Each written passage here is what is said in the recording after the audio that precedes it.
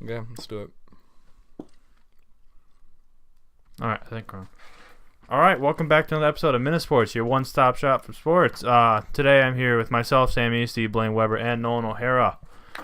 This week in sports, we will be going over the Final Four previews for both men and women and try to understand why men's ratings are just so much better than women's sports.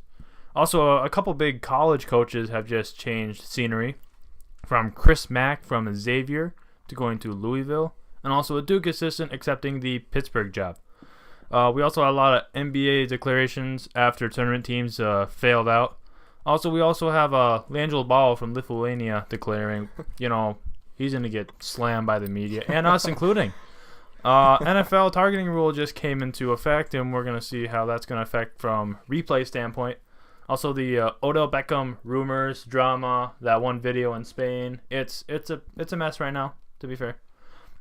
The Masters are coming up in a few weeks, and we're going to see what chances does your man Tiger Woods have of making a move on there. And Twins opening day is right around the corner, and we're going to preview that. But before we get started, we're going to go to Blaine with what happened on this day in sports. This day in sports, this is actually a really big thing. In 1939, it was the first NCAA men's basketball championship. Seriously? Wow, that's and Oregon beat Ohio State. Or OH State, that's Ohio State. That's what I said, yes. Yeah. Oregon? Oregon beat them 46-33. Can you imagine if teams would be putting up those kind of numbers today? So I wonder how they decided the NCAA championship back then. Is it kind of like football where just pick two teams out of a hat and be like, I don't play know. for it? That's actually a good question. I mean, you think about the lack of teams in 1939. I mean, not many. There has been not many teams were around. Not at all. Not at all. All right. Well, thank you for that, Blaine. Oh, yeah. So now to the Final Four previews for this Saturday and then championship game Monday for the men's. I really don't know the women's off the top of my head because I don't watch that. Oh, sorry. That's what we're gonna get. But we're gonna talk about. We're gonna have on Saturday a Loyola Chicago team, which is just oh my gosh, they've won their 3 games by a total of 4 points. It's all Sister Jean. It is all Sister Jean. It's Sister Jean. She's the reason why they win. And they will be going up against a Michigan team who has proven that they had a few close games, but then they just blew out from the Big Ten. Blew out a few teams. They're getting there. And then the other side of the bracket, we have a great and probably I won't say this is one of the best ones of the tournament. This is gonna be a classic. This is the game. Yep. Kansas, Villanova. Mm-hmm. Will Bill Self be able to prevail, or will it be Villanova going right to another championship game? And Blaine, let's start with you. That's a good question. Well, so on the first side, let's talk about Michigan and Loyola Chicago. Loyola Chicago has been playing with a chip on their shoulders. It's awesome how an 11 seed has made it to the Final Four. Oh, I agree. This is 4th time ever. Yeah. Sister Jean is, and like you were mentioning, they only won their games by a combined 4 points. It's ridiculous. They've had 2 buzzer beaters, and this last game they just held crazy. on. Well, they beat Nevada pretty. 2 points. I don't know. They had control after that 3. They had control. I can agree with that. All right. Yeah. And then they handled Tennessee pretty well. But anyway, if Loyola Chicago, Tennessee. Oh, they did, but they held on. I gotta say, I think Michigan's gonna win this one. It's not gonna happen. I mean, honestly, I don't think Loyola Chicago. If Loyola Chicago wins by some miracle, I think it would be. I think that'd be ridiculous. Can you imagine 11 seed making it to the tournament? Has that ever happened? Championship Didn't game? Butler? Championship was that Was Butler? Butler? No. Yeah, was it Duke Butler? I'm pretty sure it was Butler. Was Butler higher? Not on 11. I'm pretty sure when Brad Stevens was there, Brad was it on Stevens. 11? But anyway, They were not. it's gonna be Michigan. The 11 seeds that have advanced that far are VCU. Really? Yeah, VCU. VCU, this Loyola Chicago team. And then Syracuse. 1 year LSU got there, and then George Mason University.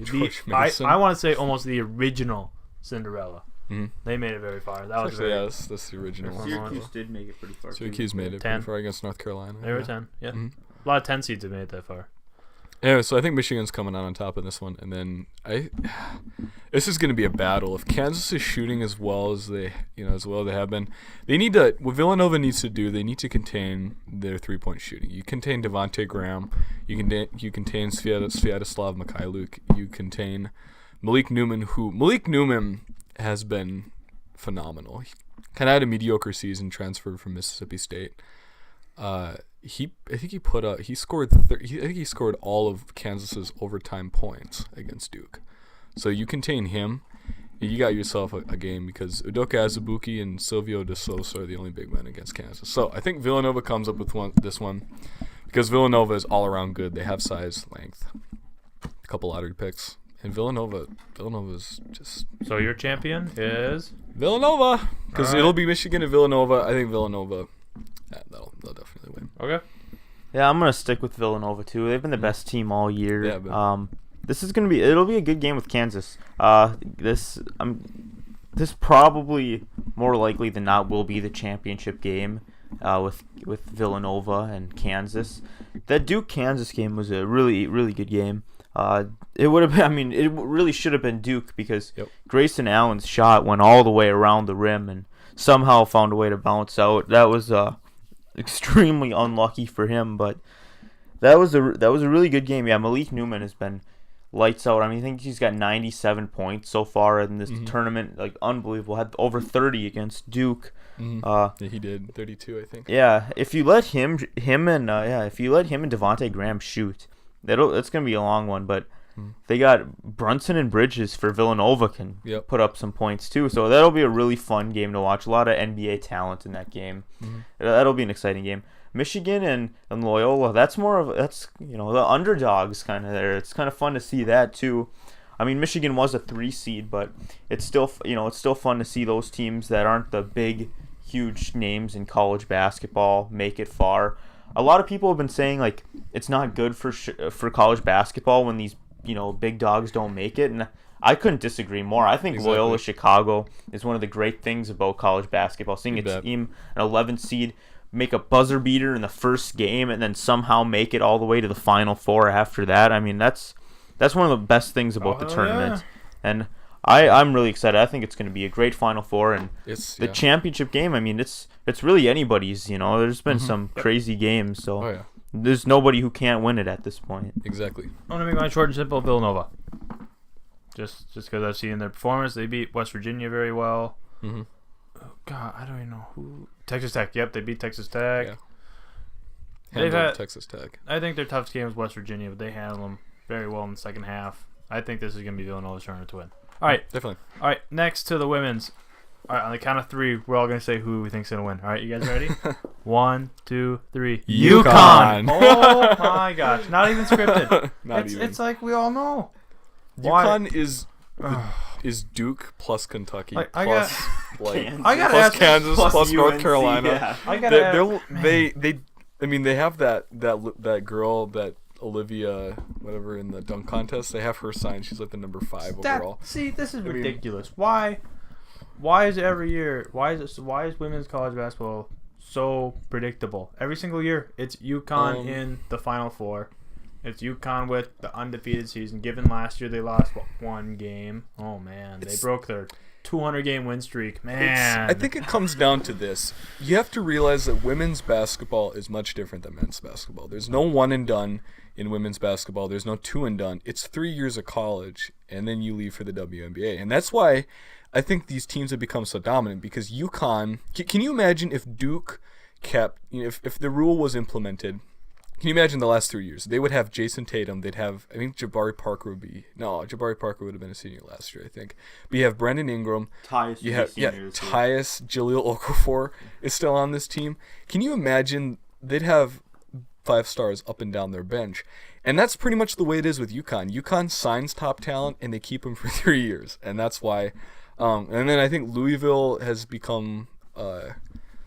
I don't really know powers. I think Notre Dame usually has good teams. South Carolina's this Mississippi emerged. State team who beat UConn last year but couldn't even win the tournament. I think it's funny. So I think that's the reason why women's basketball is the way it is. It's really top heavy, and I think that's the reason why it doesn't get any views, because you know who's going to win. If men's basketball was as predictable every year, I mean, the ratings you look would at be this, down. Yeah, you look at this March Madness tournament. Who would ever think Loyola Chicago? Now you guys picked Loyola Chicago to beat Miami. I didn't have them going farther from there, and you guys didn't either. I looked at the statistics on the ESPN bracket challenge. So a total of 690 brackets out of 17.5 million predicted the Final Four.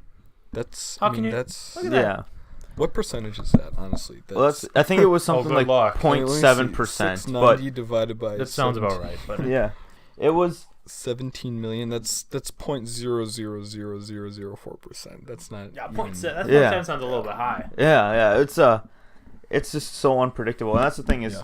I don't follow the women's tournament all that much, but No, I UConn, don't. it's almost a given every year that they'll win, and I think that's Mhm. why the tournament is so fun to watch for the men's side. Is you have no idea any year, especially this year. This year Exactly. there's like 5 teams that could win it all, and Yep. then you have no idea which one it could If be. we made a from top 20 Yep. most dominant teams the past 20 years, I wonder who'd be number 1. that. UConn. Yeah, there you go. UConn women's Yeah. team. Yeah. Well, how long did they go? What they went on like a 4-year 4 run years in a without row. losing a game. And then they lost 1 game last year in the Final Four. Yeah. Like Yeah, it's in overtime, It's by the way. pretty It was a ridiculous. close game. yeah. Like, holy cow. Now, honestly, I'm not saying that women's sports is inferior. I mean, you look at that great WNBA players. One chick was, I think they had that one chick who was 7'4". Was she 7'5" or 7'6" years ago? Candace Parker is a great player. I mean, the Minnesota Lynx have enjoyed some pretty big success. You look at Maya Moore. Brittany Griner is a great player. Brianna, I always forget her name. Brianna something from UConn. I always forget. But you look at college sports. There's this one girl for Louisville whose name is Adra. What is her name? She's shooting ridiculously well. I think she's a little lefty, a little righty. I don't remember. But great player. It's fun to watch. I like basketball. Women's sports. I don't know why it's just not more popular. It's just why do you think? I think it's just because of it's too predictable. It's like the NBA almost, where the NBA still gets all the super ratings, but if I'm going to be honest, I'm not all that interested till the conference finals and the Wolves. I mean, as a local team, Yep. but at this point, it's pretty predictable. I mean, we can probably predict the conference finals right now. It's going to be Cleveland and Toronto, and it's going to be Houston and Golden State, and it's the predictable. It makes it less fun. If there were more teams where it's like you have no idea who's going to come out, which that would make it more interesting. And when you know without even following it very closely that UConn is just so dominant that chances are, if you're going to bet on it, I mean, it's a pretty safe bet to say that UConn's going to win it all. Yeah. And I think that's just the problem. It's just it's but- too predictable to want to watch. About that, Exactly. like, so I saw last year for UConn women's bet 2 years ago, not last year, but 2 years ago, they ran a segment where they're looking at odds on each team, and then so you would have to bet $64,000 on UConn women to win the tournament. You know how much money you're gonna get? How much? $100. Are you serious? Yeah. This was 2 years ago though, so last year obviously someone would have got pretty mad, but 2 years ago those were the odds. And then this year, the UMBC beat Virginia. $800 got put in. You don't know how much they got back? No idea. 16,000. 16,000. And that's still, I think those odds should have been higher, obviously, but still, that's a huge chunk of change. I should be betting like $5 on each 16 seed every year. And, 10 times my money. Yeah. And now that a 16 seed has officially beaten number 1, I mean, anything can happen. And that's what we were saying. Yep. I was going to note, Nolan, you were talking about a perfect bracket. Now that a 16 seed has beat a 1, I think it's even more impossible than a perfect bracket. It is. It's just not. That was the given. You could always pick the ones, and then you can pick the 2s, but I mean, check the 15s. Just be careful, and then after that, it's any which way. But now you can't even just pick all the ones. So Yep. it's pretty a new game. All right. So we're going to move on here to, we're going to stay on the NCAA basketball topic here with two. One of them's a pretty big jump change from Chris Mack from Xavier, who recently just got eliminated from the tournament. He will be changing scenery from the Big East. He'll be going to a pretty prestigious Louisville job. This is a job definitely. that Rick Pitino's been doing a good job for 10 years until that scandal came out. And then we have another one, that's all right. The Duke assistant is going to Pittsburgh, who definitely needs a ton of rebuilding there. So, I mean, the deal with this is, like you said, Rick Pitino had built Louisville up. I personally am not a fan of Rick Pitino just because of that, but I like, Louisville. You got to hand it to them. They're a great program. Chris Mack, I think, is going to come in and do a great job. I mean, you're talking 7-year deal, so they aren't. How much are they paying him? Oh my gosh, it's got to be what, $3 to $4 to $5 million. I didn't look up the exact numbers yet. And so, I mean, it's just a definite change of pace. I mean, Xavier is probably used to getting. I don't even think they've signed. They signed Paul Scruggs last year, who was a high 4-star, but they're used to high 4-stars. Yeah, I know you know who Paul Scruggs is. I'm sorry, but I don't follow as much as you do. I know you don't. But Louisville, you're just gonna get that much money, and now that they kind of, they have the NCAA tournament. They're vacated. They have all this NCAA issue. Knowing the NCAA, they're not going to get punished anytime soon. I don't think any more than they already have been. I think Chris Mack starts with a fresh slate. David Padgett's gone, and they didn't have a horrible season. I think they went 23-10. People say they lost in the NIT, but they didn't have a horrible season. People say they got robbed for not getting in, but there's a lot of teams that can make that argument. Definitely, I agree. That's a big thing. Chris Mack is going to make Louisville a force to be reckoned with. Now, with Pittsburgh and Jeff Capel leaving Duke, that raises a lot of stuff. It raises a lot of questions with Duke basketball, and that raises questions with Pittsburgh. Kevin Stallings just led Pittsburgh to a dud of a year. I think they went 0-18 in ACC play. They didn't even win an ACC game. No NIT bid. They just flat out flopped. They're having guys transfer. I mean, for instance, Cam Johnson transferred last year. But can Jeff Capel turn this team around? I don't know. Jeff Capel, in my opinion, is not that great of a coach because you look at his Oklahoma resume. I don't think it's worth it. He did attract Blake Griffin, but that's because Jeff Capel's the best recruiter in the game. Other than Calipari, it's Jeff Capel. So Jeff Capel is going to be able to. He's an ACC coach. He's new. He's young. He's energetic. Yeah, I don't think he's a good coach though. What this means for Duke basketball, this means significant recruiting damage. I think because Coach K is a great recruiter, but Jeff Capel has led the way ever since Kyrie Irving. I would say he was instrumental in getting Kyrie Irving. He was instrumental in getting Jabari Parker. Instrumental in almost all of their top recruits. Can they replace that? I don't know. James, and Shire, I don't know if they can pick up the slack that Capel's going to leave. And this also leaves a power vacuum for Krzyzewski. Who takes over for Krzyzewski in 2 years, 3 years, 4 years? Depends on how long he lasts. He's 70. These two signings are huge. The ACC just got that much stronger. Pittsburgh's going to be competitive. Louisville's going to be competitive again, and that's I think what happens. That's what's going on. You got any insight on it, Nolan? Any insight at all? I don't know too much about it. I think the coach for Xavier, Chris Mack, he's a really good coach. It was last year that they were 11th seed, and then they ended up making it to the Elite Eight. So yeah, they did. It's pretty solid. It's a pretty solid. I think he'll do well in Louisville. I mean, coaching will transfer, recruiting will transfer. It's a bigger program. The other deal is he's young too. I think he's not even 50, so he's going to be around for a long time. Exactly. And a 7-year contract. And they were going after him or Kenny Payne. Excuse me, Kenny Payne. From where? From Kentucky. Because Kenny Payne went to Louisville. He's an alum. I think he's from Louisville. So they were either going after him or they were going after Mack. Yeah, well, that's they definitely made a good hire there. Definitely. So, next on the docket, we got talking about some NBA declarations.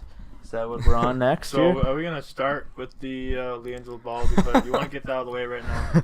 Well, we can get that out of the way right now. LiAngelo Ball. All right, go right ahead. So, LiAngelo Ball, who is playing in Viatas, a town of 10,000 people, who's been having a mediocre season, by the way. He's been getting all his stats in these crap teams. These literally JV teams. You can look it up. That him and his brother are not playing anyone good. Now he declares a draft for the draft. Why? Does he really think he's gonna get picked? Fuck no. Oh heck no. Sorry. He's not getting picked. No. Are you kidding? This is a publicity stunt. Another LeVar Ball. Another BBB input. Here we go. Push our brand. Pushing our brand. It's another brand push, isn't it? You gotta hand it to LeVar Ball. I mean, I was watching some LaMelo Ball, LiAngelo Ball highlights. You should have seen all the BBBs. The refs had it. ads were playing. He's doing a great job. Every single interview he did, those last 2 years before he went to Lithuania, every 2 years he makes some ridiculous comment. ESPN would fall for it. Sorry, they would fall for it. Fox Sports never fell for that crap. He always came on the show. Always went on First Take and started debating Stephen A. was a big blab mouth. Oh, fun. We're gonna have two grown guys just yelling at each other. Oh, woohoo! Well, you guys, BBB crap on it. He made money. I'm not gonna lie. He knows what he's doing. He definitely does. Even if it's bad publicity, is publicity. Mm-hmm. I think that's all that mattered to him. Yep. I think in LiAngelo, his official stats. I think I looked it up. His official stats are 16 points. I think 15 points a game, 3 rebounds against guys in Lithuania who probably wouldn't even make a college team, and he's not going to get picked. It's not happening. Well, no, he's not good enough. Yeah. I mean, that's all I'm talking about. But he's got to live through Lonzo, because Lonzo's the one who's actually talented enough to make the NBA. Yep. But other declarations, I know Trae Young declared. I don't know if there's any word. I mean, I'm sure, obviously Bagley's going to declare. So is Bridges from Michigan State? Is he going to declare? The deal is, there with the draft declarations. DeAndre Ayton declared right after Arizona lost, which I think is quite arrogant. That was Lonzo, so weak. Yeah, Lonzo. You're watching that game. He gave no effort in the second half. He just walked off that court. Oh my gosh, I'm kind of mad because that was my bracket pick too. But I mean, come on.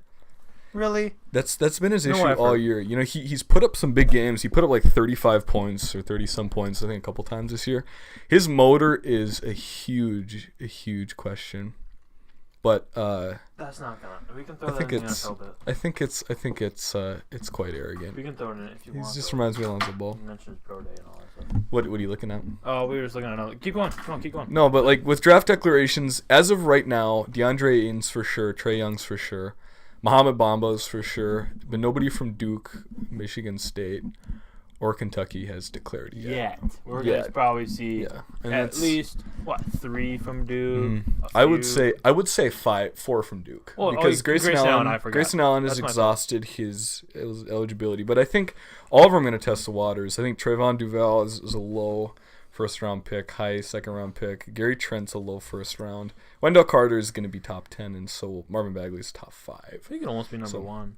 It depends on how people want to view Luka Doncic when he comes over and starts doing workouts for the United States. Because he's playing in the best league in Europe at 17 and dominating. Better than the Lithuanian league? Oh, of course. But he's playing for Real Madrid. All right, unplug your mic. Anyways. And the other deal is Michael Porter has also declared. And I wanted to know what your opinion was on that. So let's start with Sam or Nolan. What's your opinion on Michael Porter declaring with an agent? So he's in. The thing is with Michael Porter's, he didn't play. Yeah. So you're basically going off of what you saw from him in high school. Mm-hmm. I didn't really see much of him in high school. So I mean, if NBA scouts think he's good enough, he basically got to sit on the bench for a year and wait till he could go to the NBA. So. Mm-hmm.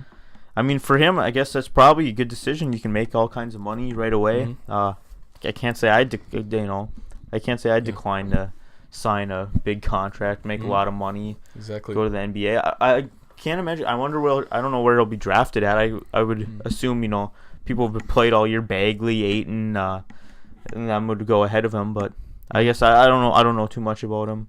Mm-hmm. Where I don't know where he'll go, if it was the right decision for him or not.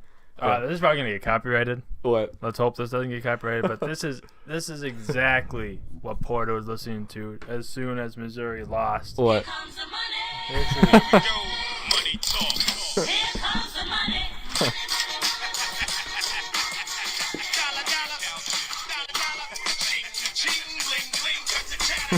I mean, can you blame him? No, you can't. You can't. He's gonna get so much. He's easily a top 10 pick. He's gonna get a lot of money. Easily. He just said screw you, college. I don't need no education. I'm about to get paid in the NBA. Exactly. That's just how it is nowadays. I don't blame him. Mm-hmm. I mean, it's kind of like, oh well, I haven't seen it. As a team, I'd be like, well, I haven't seen enough of him. So maybe if he slid, if he lost his projected, I would go after him. Mm-hmm. But I'm not gonna take a risk on him. Honestly, I think that it comes down to. I wouldn't go out of my way to pick him. If he was there, I'll take him. But I'm not gonna go out of my way. Yeah. Just say, oh, I want him now at the 4th or 5th pick. Oh, I agree. There aren't going to be NBA teams that are going to be trading up for him. The biggest issue is his back. Obviously, if he can get himself more in shape for the NBA combine, the NBA draft combine, I think that he's a solid top 10 pick. So yeah, he's just that. I don't think there are any other declarations that are big. I don't got in high school. Anthony Simons. Oh yeah, that's kind of a big one. Give us a little bit on him. I don't think he's not worth it. He went to IMG Academy in Florida, which is a pretty prestigious school. Everyone's heard of it. Yeah. But he's 6'4", $185. I don't even think he's that big, and so he's most talented. He's really high in the recruiting rankings, but I don't think he's ready. His body isn't ready. He is almost is 19. Top 100. I think 247 had him at number 7 overall, and then ESPN had him at like number 6 or number 7 or number 8, something like that. So he's really high. He's a bond maker move, basically. What's happening here? Pretty much. He had committed to Louisville, and then he decommitted, of course, after all that FBI crap. So I don't blame him. Okay. Yep, don't blame him. But so I don't know. Well, my question was, where do you think Trae Young's gonna go, guys? I don't know. Well, I think because they have him. Everybody has him slipping now. What do you think? Well, actually, I agree. A really interesting idea was I was on ESPN the other day. Stephen A. Smith thinks that the Knicks should go hire Mark Jackson and then draft Trae Young because it was kind of an interesting thought because Mark Jackson was the coach who developed Steph Curry, right? Mm-hmm. And they're very, similar players. Have the long range, can handle the ball, can make plays. Mm-hmm. And I thought that was kind of an interesting idea. If you can get a good coach who can develop that type of player. Mark Jackson, this is the former Warriors coach, correct? Yes. Mark. Yes. Oh, I'm all for it. So that's kind of an interesting idea. If I don't know where the Knicks will be drafting, but if he's available there, and Mark Jackson's a good coach, I don't think he should have ever gotten fired from Golden State. Mm-hmm. He didn't really get fired. He literally walked away. I don't think he did. I thought he got fired. I thought they got rid of him to make room for Steve Kerr.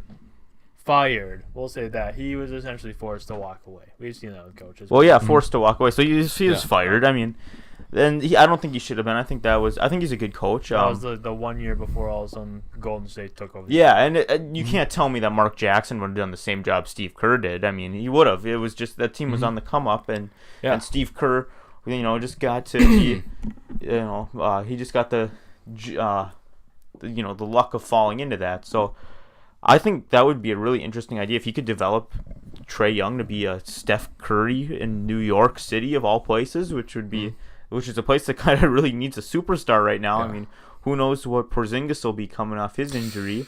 Yeah. So I thought that was a pretty interesting idea. And if Porzingis ends up being where he was, then you got two really, you can spread the floor, and that should be an interesting team to watch in the next couple of years. I agree. Like the thought. All right, we're going to move on here to some NFL news. We got a quick breaking story that just happened. We've seen Johnny Manziel recently working out with a San Diego State University pro day. Suddenly, the Patriots want to see him again throw. I think this is kind of bizarre. We all thought Johnny Manziel was bound to go to the Canadian Football League or even this XFL coming in 2 years. He was like, I want to go to that. But Patriots... Vince McMahon said nobody with the record, though. Oh, Vince. But this is the Patriots. Is this a reasonable move? Would this really happen? It says they met with him before and after the pro day. Mm-hmm. So saying they're interested initially, and then they saw him throw, and they were still interested. Are you thinking this is a Tim Tebow situation where they could put him on for the preseason, compete literally for the third job, and then just cut him? I'm not sure. I don't think Tim Tebow was just a guy to fill a spot. I think they wanted to give him a chance to see if he could develop into a better NFL quarterback. I think it would be interesting. I think anything Bill Belichick does, you got to put some stock into it because he's the greatest coach we've ever seen. He's probably one of the better GMs in the league too.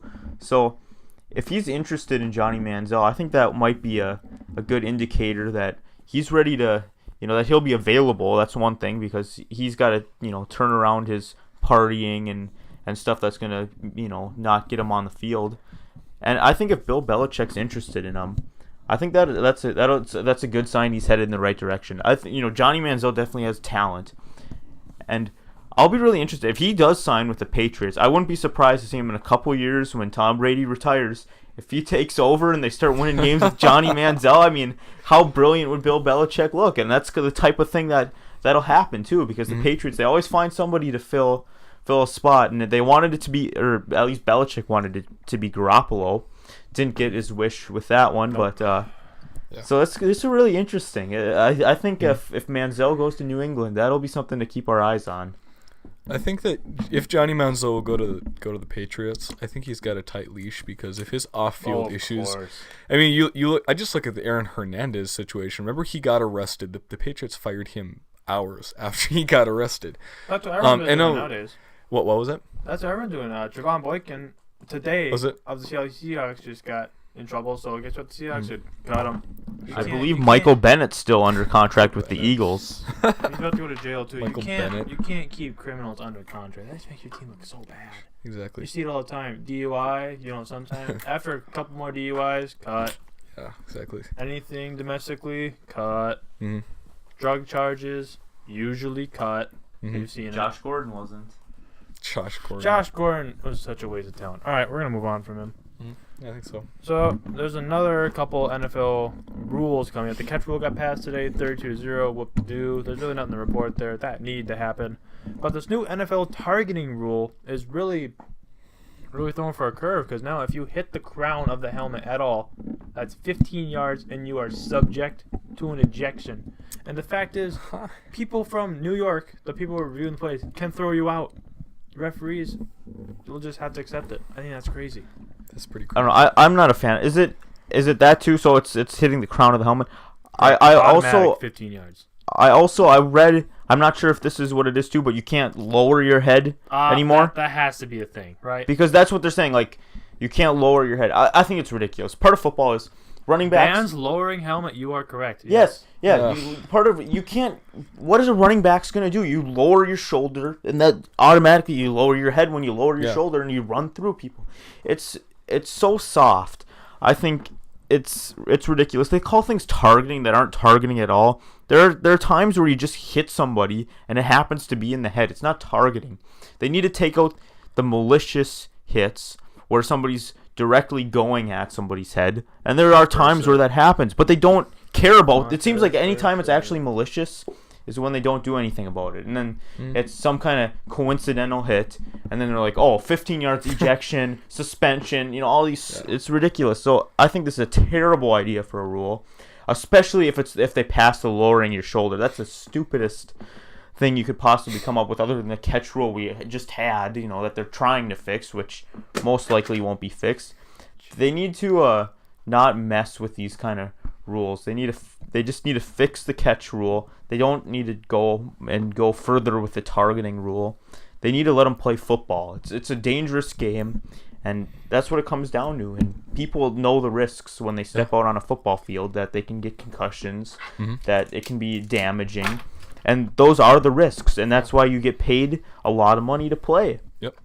Do you think that? I mean, honestly, I don't think Junior Seau, no matter how miserable he ever got, would never regret his NFL career, no matter how damaged his brain got. Are you serious? He loved the game.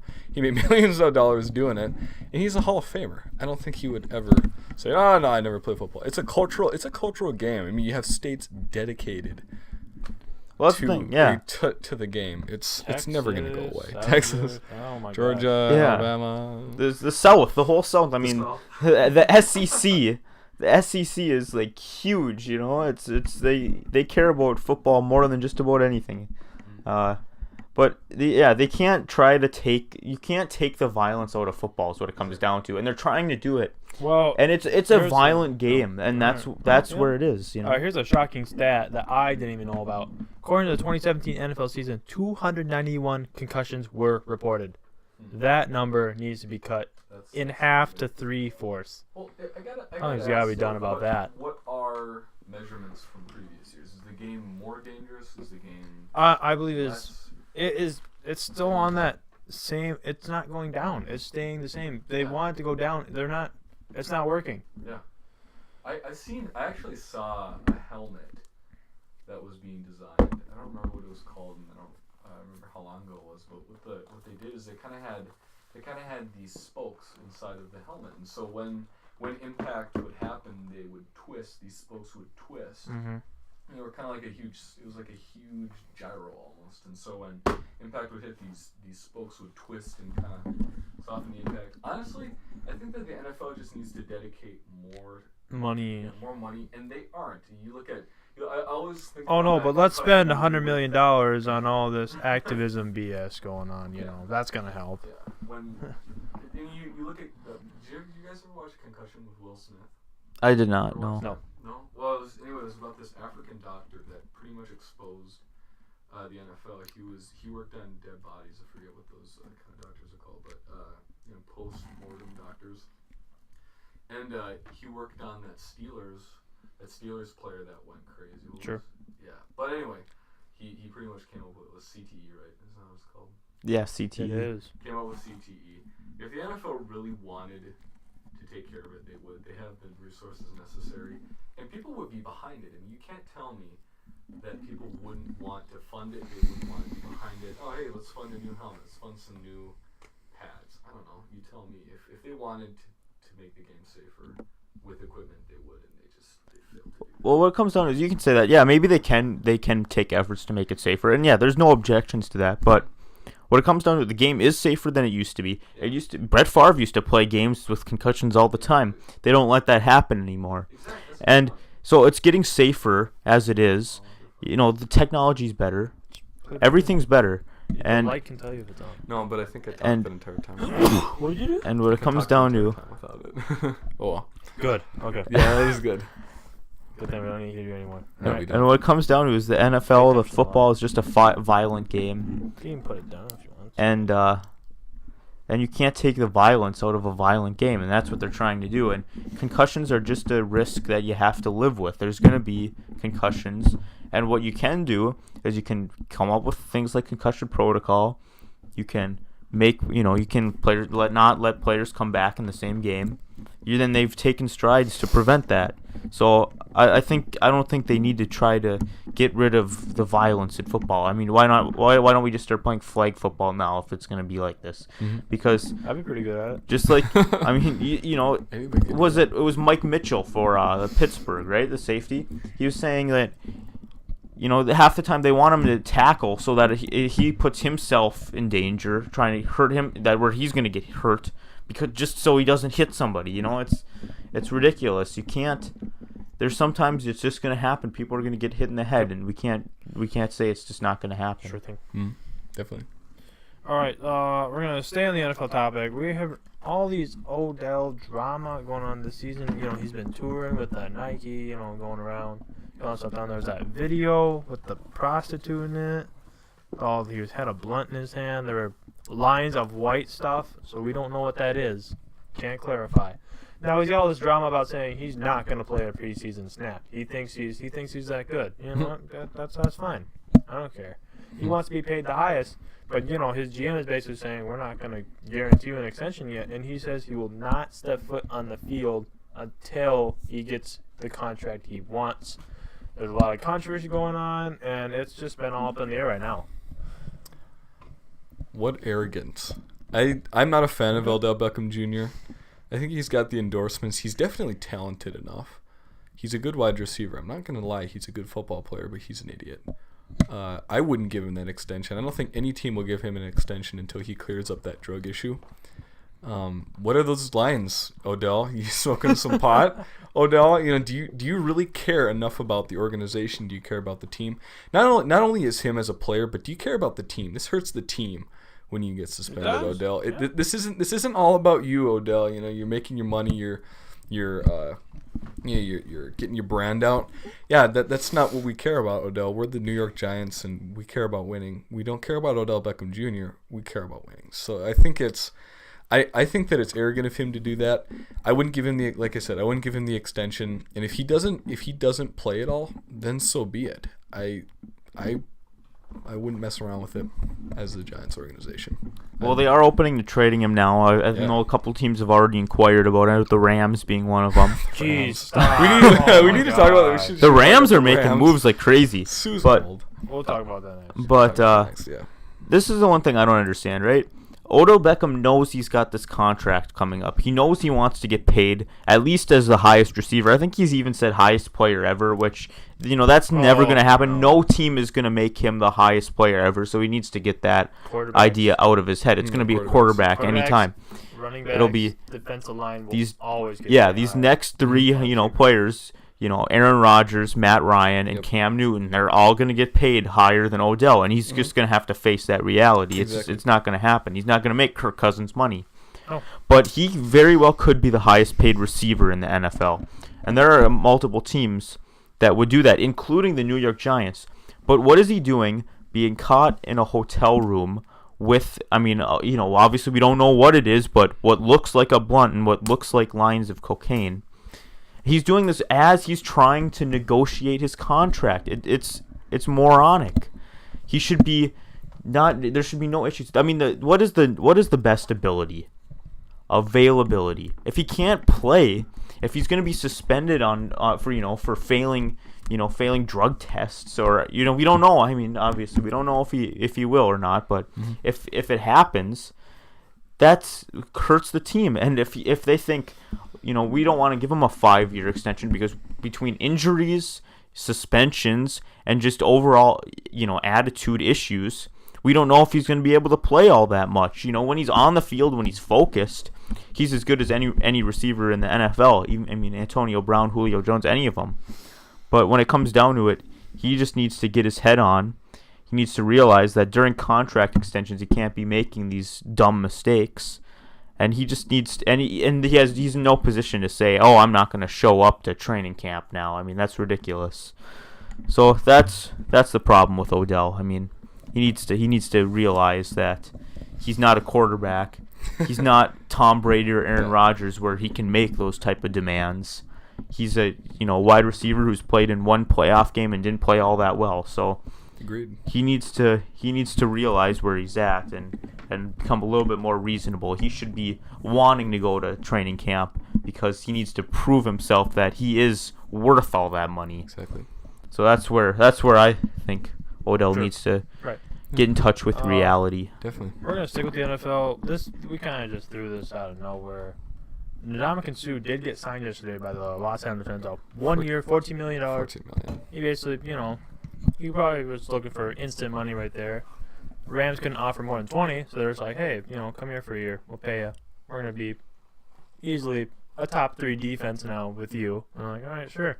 So now the Rams have done such a great job with the defense this offseason. They, along with Aaron Donald, now they got Ndamukong Suh on the front line, making them a threat. And now they picked up Aqib Talib and Marcus Peters. Sam Shields, by the way, is on that team too. We can't keep forgetting about that. Oh my gosh, is this team looking to be an NFC threat?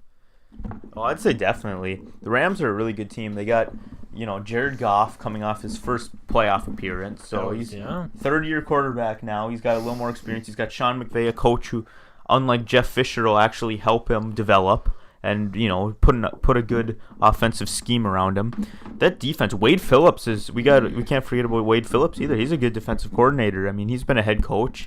He's got a lot of experience in the NFL, and he's going to be coaching, all these new additions. Like you said, Marcus Peters, Aqib Talib, Aaron Donald, Ndamukong Suh. This defense is really stacked.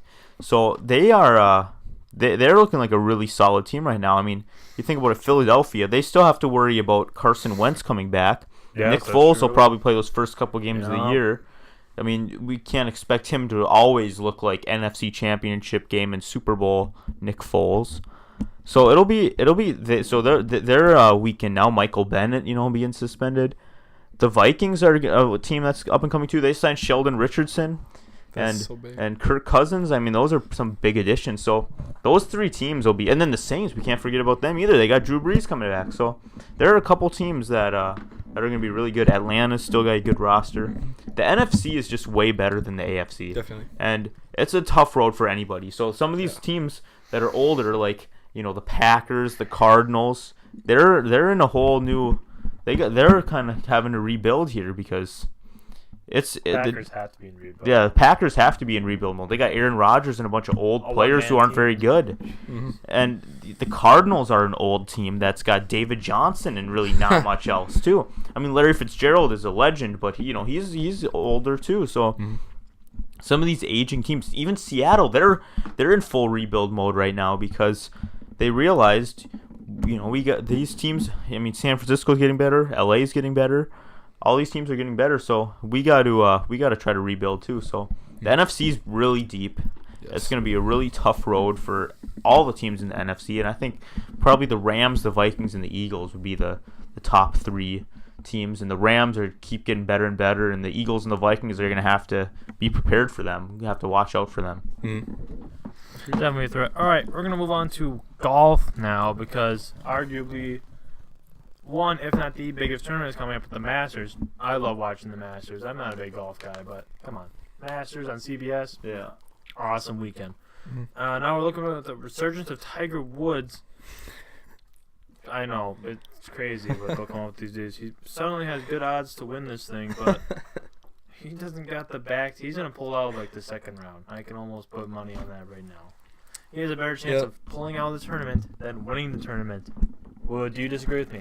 Oh, I disagree with you. Oh, let me hear it. Well, let me hear it. First of all, let's start out with this Masters. This is gonna be the highest rated, one of the highest rated golf tournaments of all time. It will be for this century at least. Yes, I can say that. I mean, think about this. You got some of the older, golfers. You got Phil Mickelson and Tiger. They're gonna be competing, and then you got these younger, get Rory McIlroy. You got Justin Thomas, Dustin Johnson. It's gonna be a really interesting tournament, and Tiger Woods pulling out. You keep thinking like he's as injured as he was. He's looking good. His swings are looking good. He's playing well. Tiger's coming back, and this is a course. What's the course called that the Masters is on this year? I'm not sure. The Masters? Yeah. It's always at Augusta. Yeah, at Augusta. Always at Augusta. Oh my god. Nolan. Well, you didn't know either. Shut up. I don't know, Blaine. Because I don't. You follow golf more I than do. both of us. I do, but I don't. See, I don't. God. I knew it was called something. Gentlemen. Oof. But Augusta, yeah. Augusta is a course that Tiger has been historically good on. So. No, I'm going to disagree with Nolan right now. We've already had this discussion many times. Tiger Woods is a smashed individual. Not only are his injuries just going to overwhelm him, his family life is just shot. I mean, ever since, like I said to Nolan, ever since he cheated on his wife, it's not because of the injuries, it's because his family life is destroyed. His father died, I think during that period of time, I'm not really sure.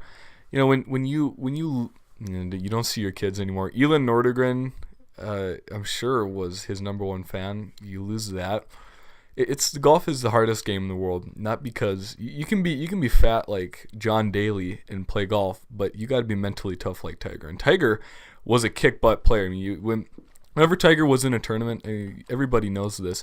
You knew that Tiger was going to win, and now he just isn't that way. If he has high Vegas chances, I disagree with him entirely. I don't know who's going to win the tournament. I haven't followed golf for a little while. I didn't even know that the Masters was played on Augusta, but anyway, pathetic. I don't know who's going to win. It's not going to be Tiger Woods. Tiger Woods is not going to do as well as everybody's projecting him to.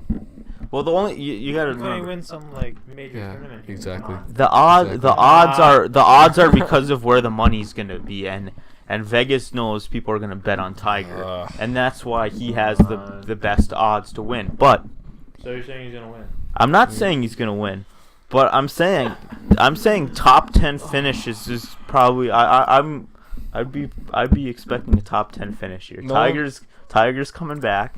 Nolan, I'm gonna counter you. I'm saying he doesn't make the cut. No, I'd have to.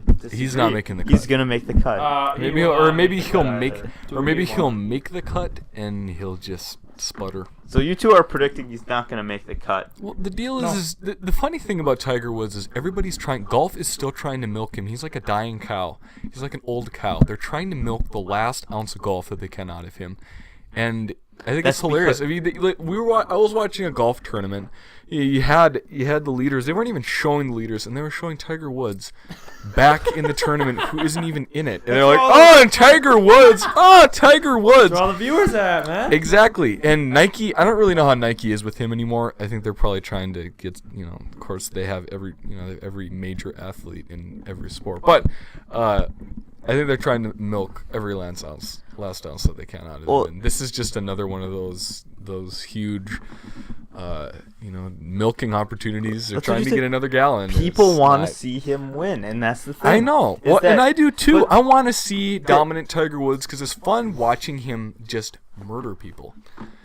Exactly. So the whole reason, the thing is golf is just not the same without Tiger Woods. People watch golf solely for Tiger Woods. Like I said, I watch golf so little that I can't even remember that the Masters is at Augusta every single year. But if Tiger Woods is playing a tournament, I want to watch, and that's what it comes. It's there's never been a player in my lifetime like Tiger where it's you're interested just because. Tiger Woods is playing. I think I should turn this on today. Yep. There's been some good golfers, but there's none like Tiger Woods. That's just he's got such a big fan base. He was so dominant, in his prime, and everybody wants to see Tiger win, and that's what it comes down to. You just want to see that, and it'll be huge ratings, partly because of Tiger, partly because it's gonna be good altogether. But it's the Masters, yeah. I would bet you. I'd bet you Tiger makes the cut and makes a push at it. He's coming back. He looks good. Have you been watching him at all? He looks good. Got to start turning on and making some 70-foot putts. Yeah, no, I'll throw you. Did he win the tournament though? Did he win the tournament? Hey, two top 5 finishes in a row. Tiger Woods win the Valspar Open. No. End of discussion. Two top five finishes in a row. He's coming back. All right. You don't win money for top 5. Maybe he does. You do win money He's for top still 5. gonna get money. All those sponsors. Really. All You those- do Well, win yeah, money for top 5. he makes the money, Come but on, he made no. the most money at a tournament. He didn't have to win. If Come on. give me any, let's say like Jason Duffner, for instance. I know that Jason Duffner isn't relevant anymore, but if Jason Duffner would get a top 5 finish, he wouldn't get No, paid for the anything. purse, there's money that they spread the money out through like Yeah, the but top first 10. First is getting the big. Yeah, well, first obviously Yeah. first But gets I the mean, most they're money, getting- but they're getting the majority of the whole pot. yeah, but there is money going down the line. I mean, I think one of them where he finished like 5, he made like $180,000, or maybe that might even been a top 15 finish at that point. So you still make money from these tournaments. All right, we're gonna move on from that and go to very quick career. The Twins opening day. A little bit of news on that. We had Escobar spent 80 days, but good news is Miguel Sano will not. Polanco, excuse me. Polanco's being suspended for 80 games for PEDs. Very bad. But other good news, Miguel Sano has not been found, guilty of anything. There's a lack of sufficient evidence from a tweet. They weren't cooperating very well, so they basically said, he's fine. We just placed Phil Hughes on the DL, so that might be it's going to be a little hit. It's going to be. Francisco Rodney has not looked very good this offseason, so, we got a little work to do. Everyone else is looking all right. We just beat the Nationals, so we got only a few more days left, and Ortiz is going to go take them out against Baltimore Orioles. Is that who we're playing? Yeah, that's opening day. Baltimore. Thursday. Yes, Thursday. That's going to be a very good game. There's not much to say yet, because I think our division... It's going to be between, at the end of Cleveland and Minnesota. Detroit is rebuilding. Kansas City won a title a few years ago, so they're obviously in the rebuild mode. Chicago has just, after losing Chris Sale, I don't know what they're going to do anymore. They're kind of... They're going to lay low for a while. I agree. I think the Twins should at least get a wild card. What players have they lost? They've lost 0 players. Literally 0. And we've just gained role players with Logan Morrison coming on. Then we got... Lance Lynn. Yep. So I think we'll be just fine. Probably shoot for hopefully the division. That'd be nice. Love to watch a Twins playoff game. That would be really nice. I'd go down to it. I think they got a good shot this year though too. Yeah. I hope so. Yeah, definitely Sano definitely helps. I mean, I hope he has a similar season. You got hurt last year. Yeah, I think his injury isn't a concern, right? Well, I mean, it looks like he's doing well off the surgery. His weight has been more of the concern at this point because it's kind of a fatty. Since he got he just started gaining weight after he was out. He's looked pretty good from third base though. What I've seen this offseason. He's a good defensive player. He is. He moves well for very being underrated. Yes. Yeah, so I think it'll be all right. And Escobar's played really well when he filled in last year for Sano, so that shouldn't be too bad of a replacement for Polanco. We also did just pick up Kenny Vargas from Cincinnati Reds, assigned to AAA for now, but hopefully we can call him up pretty soon. He's just a hitter. That's all he is. DH, he can hit. Well, yeah, Good. I mean he's been around He's been, yeah. What We happened got to our Lomo Vargas? now though, so What happened to our Vargas? What do you mean our Vargas? No, we had another Vargas. Kenny's before Vargas? That That's the was- same That. guy. He came Yeah, back. it's the same Oh, guy. He He brought him basically got- back. That's what I was gonna say. I'm He like, immediately got put on well, and waivers this- by the Wed, so we yeah. took him back and well, just put him on this, AAA. well, Yeah, that's what I'm he's- thinking. I'm like, yeah, that's he's- the same yeah. guy. What? Okay. same guy. Same guy, same everything. Kenny's Okay. Vargas. So Okay. now, you got something to say? Nothing. No. Nothing to say? Nothing. To say. Okay, so that almost wraps it up. But quickly, we're gonna do something here. We're gonna have everyone's gonna do one hot take of something that's gonna come within the next week of sports. You know, we can't argue against it. It's your take. It's your shot. So I'm gonna go first. Michigan Wolverines will win the 2018 NCAA championship. No. Next, next. You can't argue against it. Hot takes. Hot takes. Let's go, Blaine. What do you got? Gosh. Of course, you got nothing. I don't have anything. I can't really think of like a huge hot take, like anything controversial or. Loyola Chicago's gonna win the tournament. You think so? What? You obviously don't think so, so you're just saying that. I'm just saying that. I'm just saying What a that. boring That's hot not take. It is Nolan, a boring hot take. Please end it well. You're both gonna hate this. Not only will Tiger Woods make Thank the you cut, for tuning into the podcast. he ladies will and have a gentlemen. top 10 finish at the Oh, Masters. We should have ended on a Top good 10. note, but I well. thought you were gonna say he's gonna win. He's not gonna do anything. Oh Shut up. my goodness! Well, thank you for tuning in Okay. for another episode of MinneSports. If you like what we do here, please go onto our Reddit page on r-MinneSports. Post what you want. Let's have discussion over there. Also, look out for our tweets on MinneSports 5. Thank you for listening. Tune in next week.